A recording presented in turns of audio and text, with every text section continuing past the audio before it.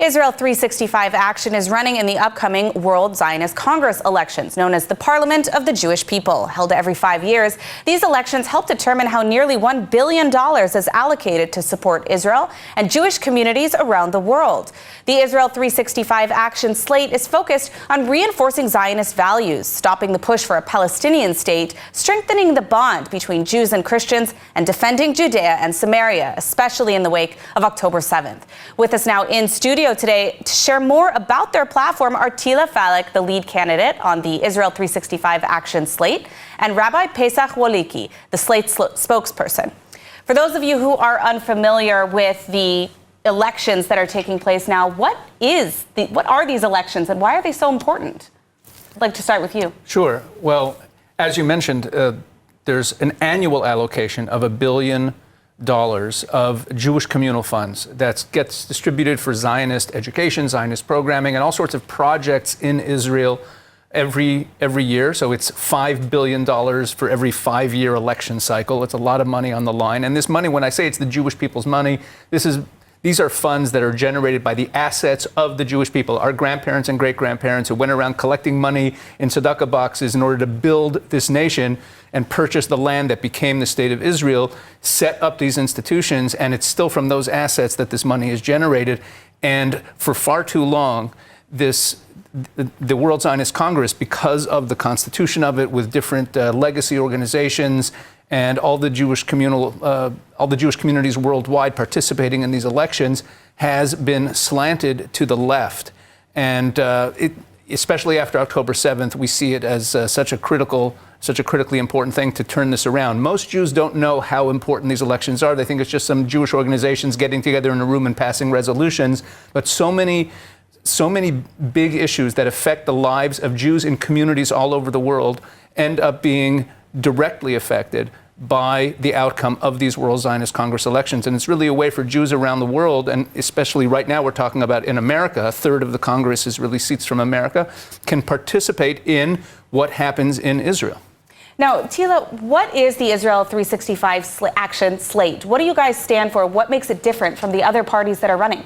I think that we're the only one, as far as I know, that is openly calling for sovereignty in Judea and Samaria.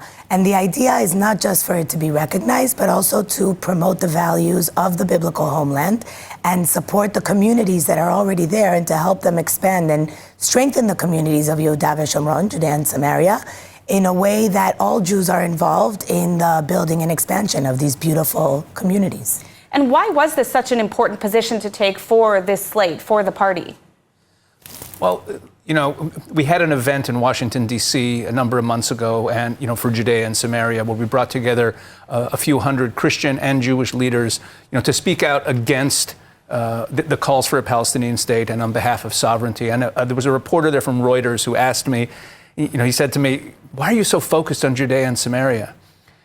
And I said, one of the lessons we have to learn from October 7th, but really from Zionism in general and the direction the Jewish community has taken, is that if we don't have ancestral historical rights to Hebron and Beit Lechem and Shiloh, then we don't have rights to Haifa and Tel Aviv either.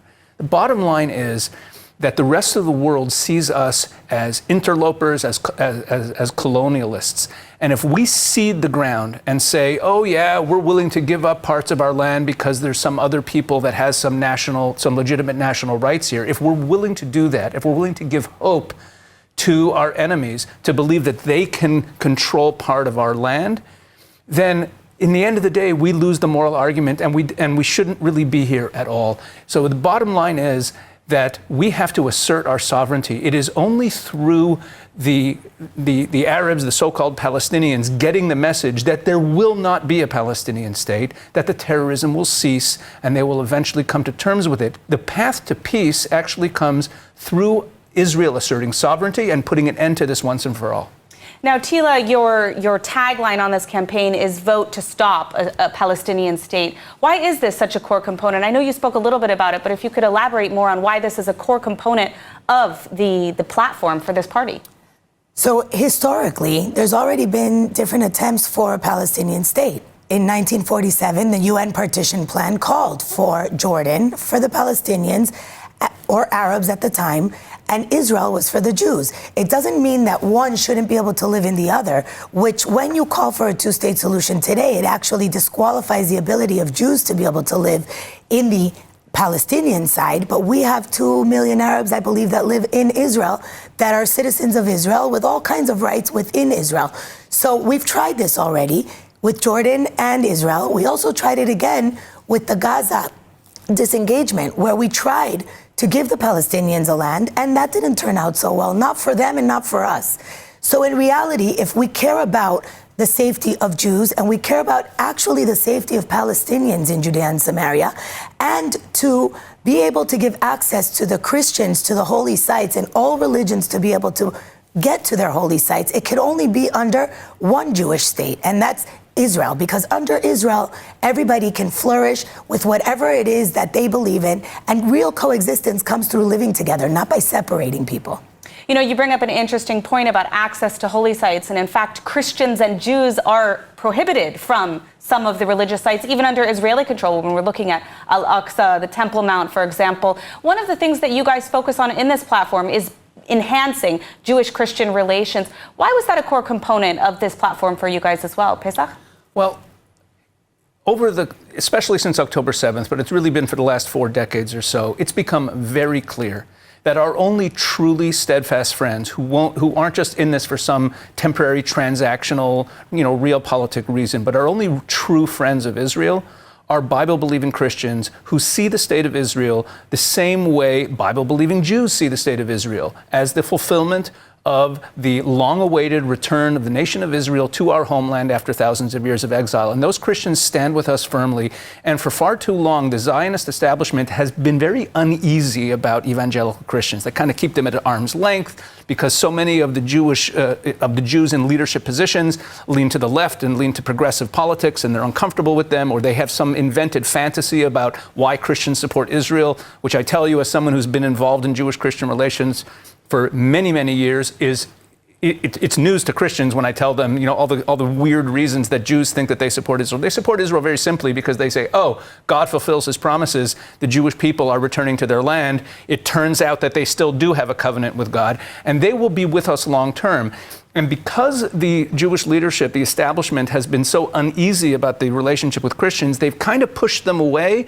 And now we're seeing polling that shows that the younger generation of evangelical Christians are less inclined to be pro-Israel than the earlier generation. They're not anti-Israel, but they're kind of ambivalent about it.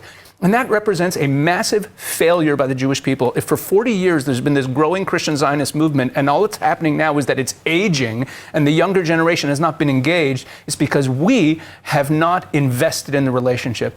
And we see this as a geopolitical necessity for Israel to invest in the Jewish-Christian relationship, to enhance that relationship, because it is the reason why America stands with Israel. It's not because of a bunch of Jews in New York. It's really because of the Christians in Oklahoma and Louisiana and Texas and everywhere who support Israel. That's why America's pro-Israel. We need to invest in this relationship and be intentional about it so that the next generation of Christians are as supportive of Israel as their parents. All right, Tila, we're unfortunately out of time, but before I let you guys go, I want to know how our viewers can support you. How can they learn more about this slate, and how can they vote? It's actually very simple. There will be a QR code at the end of this report, but you can go on Israel365action.org.com, and vote. Vote in the World Zionist Congress. This is a very important election for everybody. We're going to allocate funds for all. And at the end of the day, if we see where the Trump administration is leading and where they are looking their next big decisions to be, it will be in Judea and Samaria. So let's get on board and everybody vote for Israel Action 365. All right. Thank you so much for joining us, Tila Falak and Rabbi Pesach Wolecki. Thank you so much for joining us today. Thank you.